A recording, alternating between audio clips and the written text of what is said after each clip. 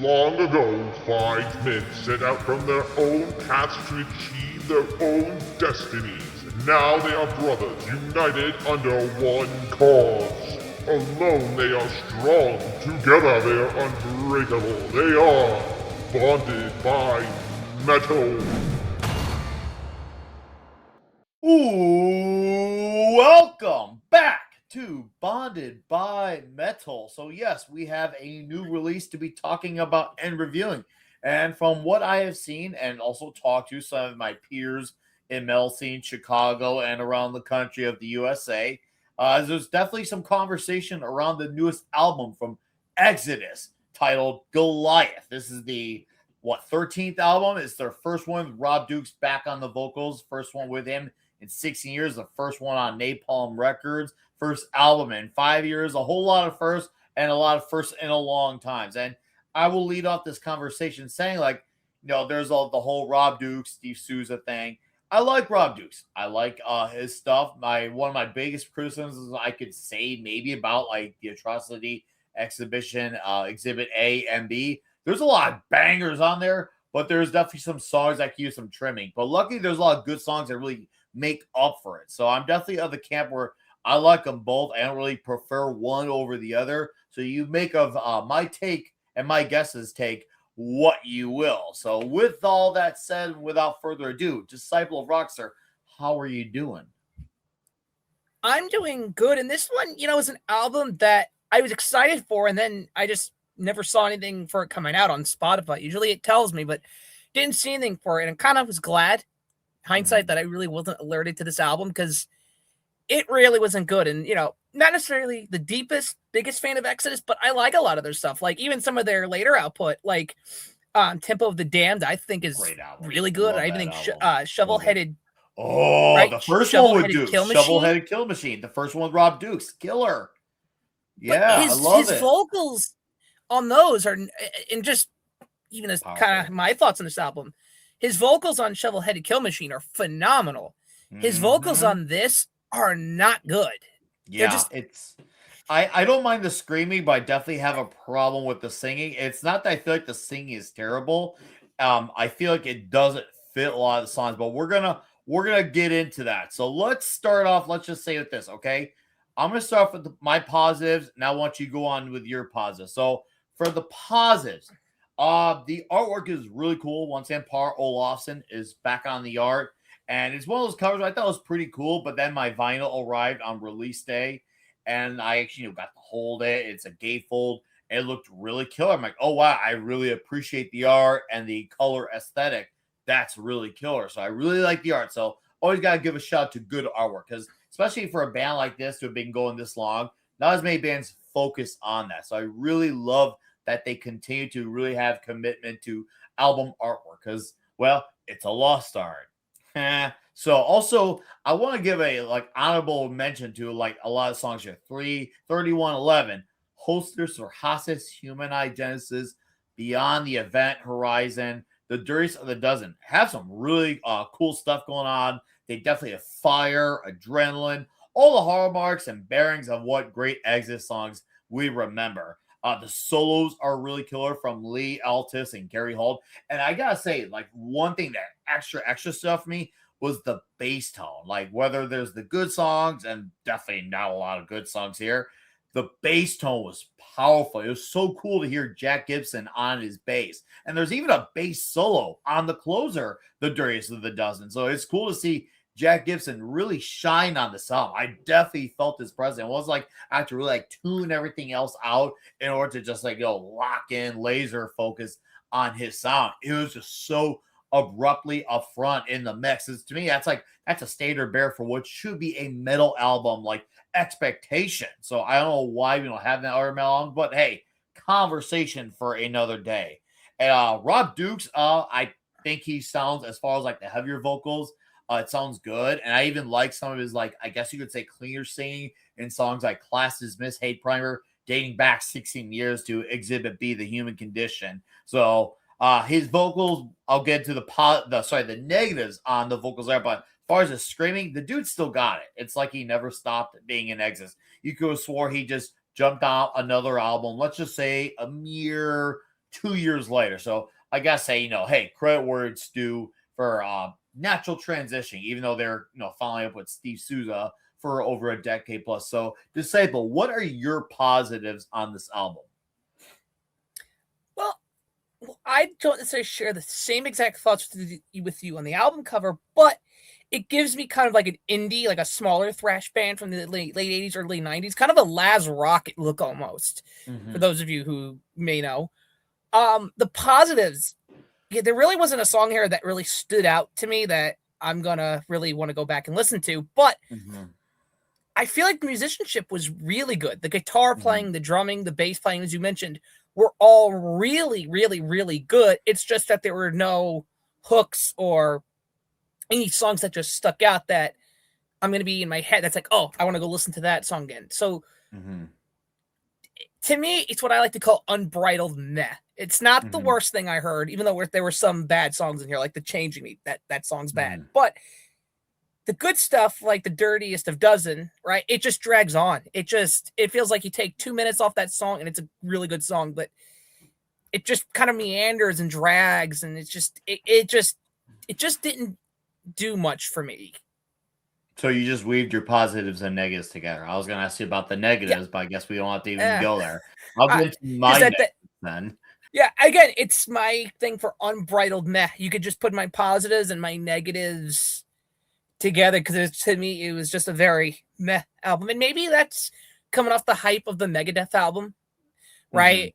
Where there's such a bar set, and I think for kind of any album that's going to come out this year, I feel like a lot of us are going to look at that Megadeth album as like this is what we're looking for as a great album, and maybe that hurts the expectations just a little bit in knowing what Exodus was. So I don't know if that affects it, but yeah, it just kind of just was meh. So I really enjoyed, the newest Megadeth. Of course, if we want to talk about other great thrash metal bands, Corner put out a great album last year. Testament, the newest one. I even put my number one on the top albums of 2025. I'll put a link in the description for you guys to go watch that. I thought the newest Testament was probably actually their best album in the Reformation era, with Alex back on guitar. That's once again a whole subject for another day. But I'm going to get to my negatives. So I understand trying new things, especially so late in the career. You've done a lot of what you can do really, really well. I get it. However, in Exodus's case, it doesn't work here. And I've heard some conversations about some cool Sabbath worship, and I don't feel like the Sabbath worship really fits on this album. It really doesn't. I don't feel like they pull it off well doing that. And because of that, it becomes a bit of a detriment to a lot of these songs. A lot of these songs just kind of drag on and on and on. And the whole on and on is a separate subject in itself. This song could have gone on a diet. There's a lot of fat that needed to be cut.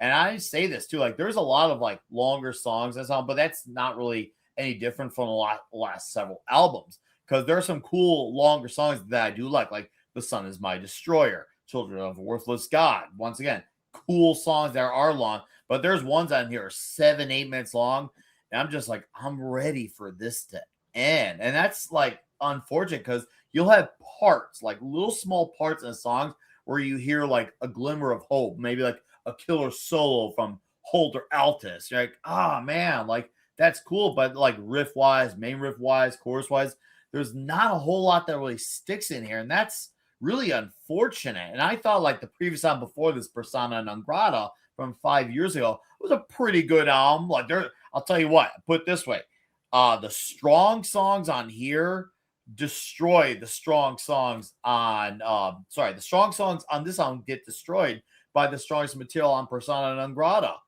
And the worst of it doesn't come to, well, let's just say the worst of this album. But however, even though Persona Non Grata to me was like a solid, pretty good album, like 7.3, I guess you could say 7.3, it looks like a masterpiece next to this album. And that's like not something to aspire to. It's not something I even take pride in saying, because I'm a huge Exodus fan. I love Bonded by Blood, one of my favorite metal albums of all time. But just because I love it, it doesn't mean it's the only one I ever come back to like only solely rely on for Exodus. I love My Impact Is Imminent, Pleasures of the Flesh, Temple of the Damned, Shovel-Headed Kill Machine. And of course, I got some love for some of the songs on some of the albums that followed as well.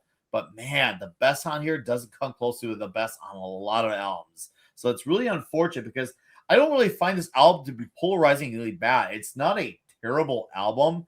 It's more of a, I'm not mad, but I'm disappointed. Now, Force of Habit is an album you get mad at. That was horrifically terrible from them. This one is just, I'm really hurt and let down from this one.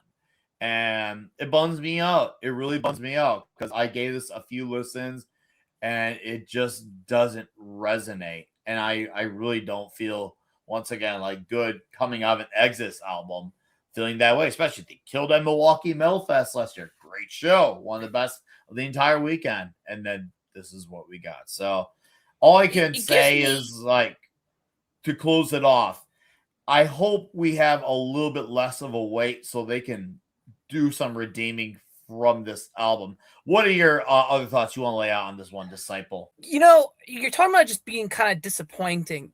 It almost gives me like a modern Iron Maiden Senjutsu vibe, where it's not the most atrocious thing, but it just leaves you wanting more. Like, it's just, there's hints of just, yes, this is perfect, and then it's just, okay, you lost me. Imagine going it gives to me a a little bit of an Thanksgiving. modern Iron Maiden vibe. Yeah, imagine going to a Thanksgiving feast and you're thinking, oh, there's gonna be turkey, there's gonna be all these things, and all you got away with is maybe a few small appetizers that maybe kind of, let's just say, held you over for a little bit of time, but not much else. You definitely got an underhanded meal. And I really hate that I feel this way, but I gotta be honest, especially since I do see some praise I just really disagree with this album. And I know there's been some dismissal on some of the previous albums too, but I've also been a staunch defender, pre-channel existing, of course, on a lot of the material that's on those albums. This is a lot harder for me to defend. I don't know. I guess for me, I guess I gotta say, if I had to give a score, I'd probably go with like a 5 out of 10. Once again, it's not the most offensive thing ever. Far from it, anything. Once again, great bass tone. There's some great solos. There's some good songs, but those good songs are nowhere near what you would say top 20, top 30 Exodus songs. They're just, good. So that would be my final thoughts. What about you, Disciple? Yeah, it's probably, I'm going to give it the same thing you did, a 5. It's not the worst thing I heard. It's not even close to the best thing I heard. It's not something that I'm probably really going to go back and revisit intentionally. Maybe when I do a deeper dive of Exodus, I'll listen to it just to compare. But there's going to be no drive to go listen to this song, this album again. I agree. There really is not.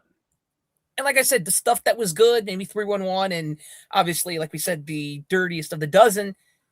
Okay, it's got some really good parts in it, right? The dirtiest of the dozen could borderline be a great song if it weren't so long. It would be. See, I actually like that one. That song's 3 minutes shorter than the song that preceded it, and I thought the song before it was the one that needed to be trimmed. Yeah, and like I said, like, to me, like, it just, even the good stuff, and maybe it's just because at that point I was fatigued because it just felt like, okay, when's the song gonna end? When's the song gonna end? Whereas if you led with that song right after 311, I might have a very different outlook. But yeah, that's just, I don't know, disappointed. Disappointed. That's valid. I understand where you come from on that. Yeah, it's really a disappointment it's this way. I'm still gonna catch them on tour when they come around. I'm gonna catch them. I still love seeing them live. I've seen them live 3 times, 2 actually of them with Rob Dukes on the front. So whether it's a headline or a support tour, I'm gonna catch them live. But I would like for there to be as less songs from this one as possible. And I get it, guys. You gotta promote it, but hopefully it's like no more than 2. The title track. The title track was horrendous. Yeah. That was horrendous. That was legitimately like, oh, that was a bad song. Well, I guess that about does it for our take on Exodus Goliath. What are you, dear listener, feeling about it? Are you in alliance with us, or are we so freaking wrong? Like Nick and Disciple are on crack, and these guys are a bunch of acts who don't get it. Like, do you disagree? Like, hell, us, please share in the comments. I want to know if there's with some genuine, like, hey, I really feel this album. I want to engage with those people. I'm genuinely speaking. I want to hear that thoughts. And if you're in agreement, obviously I want to hear what you do like and don't like about it. So if you're someone who's agrees with us, I would like to hear that, maybe there's at least something like there. But that's what we all got to say for today on Exodus Goliath. I thank you all for watching this video, and you lay down your souls to the gods. Rock and roll.